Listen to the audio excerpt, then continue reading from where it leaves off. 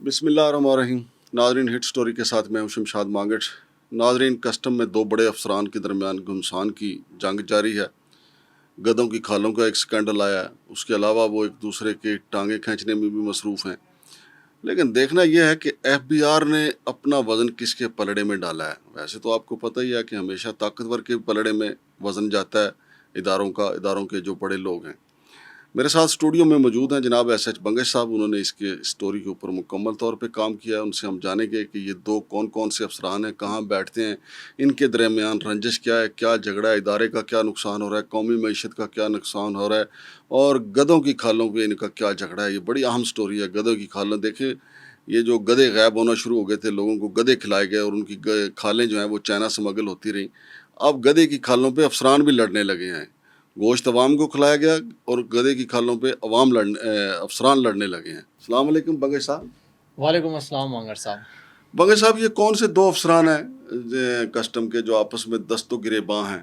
بہت شکریہ مانگر صاحب. ایک کمپلینٹ فائل کی ہے جناب ڈپٹی کلیکٹر کسٹمز جو ہے نا جام محمد عمران صاحب نے. اچھا, اور چیئرمین ایف بی آر کو؟ جی اچھا, بالکل, ایف بی آر کو اس کا دو کمپلینٹ فائل کی تھی. ایک کی تھی انہوں نے 8 مئی کو, جس کے اوپر کچھ خاص اثر نہیں ہوا, مطلب کہ کوئی ایکشن نہیں ہوا. پھر انہوں نے دوسری کمپلینٹ فائل کی 21 مئی کو, جس کا نتیجہ یہ ہوا کہ ان کو فوراً ڈسمس کر دیا گیا. جام کوئی کہ آپ نے شکایت کیوں کی ہے؟ ہاں, اور ان کے خلاف ڈپارٹمنٹل انکوائری بھی شروع ہو گئی. بہت اچھے. اچھا, اب معاملہ بڑا دلچسپ ہے. ایک تو ہم کافی عرصے سے, آپ کو پتہ ہے نا, کسٹم کی جو کرپشن ہو رہی ہے اس کے بارے میں تو بتا رہے ہیں. کراچی, لاہور, ملتان, بڑے بڑے اسکینڈل ہیں. ہاں جی.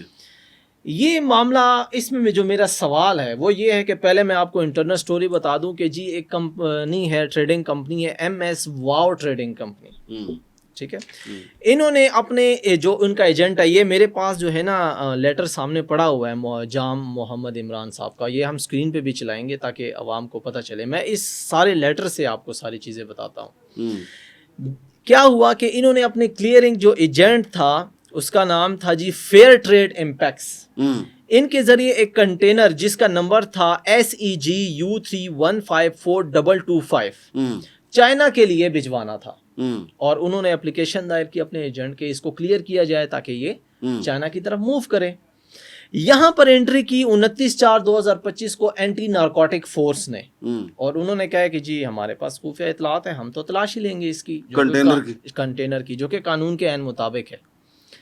جب اینٹی نارکوٹک فورس نے کنٹینر کی تلاشی لی تو اس میں آپ امیجن کریں کہ نارکوٹکس تو نہیں نکلی, لیکن 14 میٹرک ٹن ڈونکی ہائیڈز ملی, گدھوں کی کھالیں ملی.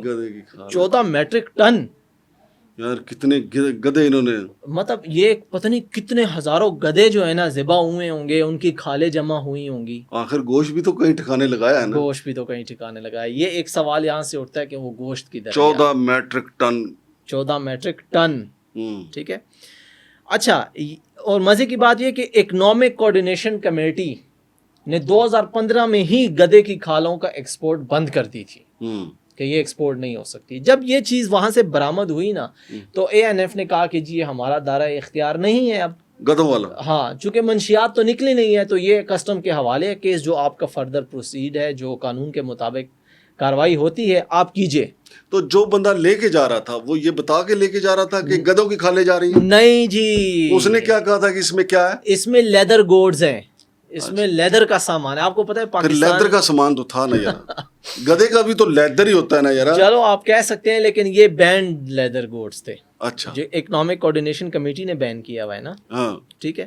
اچھا, جیسے آپ نے نقطہ اٹھایا کہ جو ایم ایس واو ٹریڈنگ کمپنی ہے, اس کو کچھ کہا گیا نہیں کہا گیا, اس کی اطلاعات تو مجھے نہیں ہے. ٹھیک ہے, لیکن جو اطلاعات ہم تک پہنچی ہے وہ یہ پہنچی ہے کہ اب یہاں پر ایک سرد جنگ شروع ہو گئی. سرد جنگ یہ شروع ہو گئی کہ اکارڈنگ ٹو لیٹر جو جام محمد عمران صاحب نے لکھا ہے کہ قانون کے مطابق جب ANF نے اب کنٹینر چھوڑ دیا تو یہاں پر کیا ہوتا ہے کہ examination shall be carried out jointly by PCU and examination staff of respective correlate with the approval of additional collector. जो वहाँ पर एडिशनल कलेक्टर इंचार्ज है ना कोलोरेक्ट के, उनकी अप्रूवल से पीसीयू और जो मुतलका इदारे के एग्जामिनेशन स्टाफ है उनकी मौजूदगी में अब इस कंटेनर का जो है ना मुआयना होना था और फिर फर्दर प्रोसीडिंग होनी थी. लेकिन यहाँ पर एंट्री होती है जनाब डिप्टी कलेक्टर राबील खोकर साहिबा की. ठीक है. अब राबील खोकर साहिबा ने क्या किया कि इसमें इंटरफेरेंस की और फर्दर काफ़ी प्रेशराइज करके, ठीक है, जो लेटर में अल्फाज इस्तेमाल हुए वो कंटेनर को क्या किया कि क्लियर करने की कोशिश की या अपने कब्जे में करने की कोशिश की. तो जब ये मामला यहाँ पर ऐसा हुआ कि जब वहाँ से कानून की जो अमल दरामद है, कस्टम के जो एक्ट है, उस पर अमल दरामद नहीं हुआ, ब्रेकेज ऑफ द लॉ हुआ, तो जो डिप्टी कलेक्टर हैं जाम मोहम्मद इमरान, इन्होंने क्या किया कि जी ख़त लिखा और उस ख़त में ना कि सिर्फ ये जिक्र किया कि ये अपनी रिश्वत के लिए इस तरह की हरकतें करती हैं क्योंकि अब इन्होंने एमएस वाव ट्रेडिंग कंपनी से रिश्वत लेनी है और फिर जो फर्दर करना है ना कि सिर्फ ये, बल्कि आप गुज़श्ता 40 जीडीज जो गोल्ड डिक्लेरेशन कानून, हमने पहले कई प्रोग्रामों में इस पर बहस की है, जो जीडीज है उनको भी अगर आप ओपन करेंगे तो आपको करप्शन की बेपनाह दास्तानें मिलेंगी. नहीं, ये दो जाम साहब हैं, इनकी टसल दूसरे कौन से अफसर के साथ है? ये टसल नहीं थी. ये जो जैसे मैंने बताया कि जब ये मामला हुआ ना गधों की खालों वाला, तो इस पे डिप्टी कलेक्टर राबील खोकर साहिबा ने क्या किया कि खिलाफे कानून जाके उसका मुआयना भी किया और उसको अपने कब्जे में ले लिया, खालों को और उसको क्लियर करने की कोशिश की. अच्छा. या फिर क्लियर करवा ली. अब ये तो इंक्वायरी में पता चलेगा.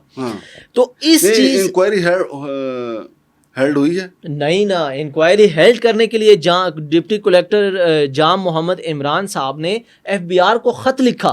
तो खुद मुअत्तल हो गए. पहला खत लिखा, मतलब है कि खोते गए जी. पहला खत लिखा उन्होंने, ये हमारे पास लेटर में लिखा हुआ है 8 मई को.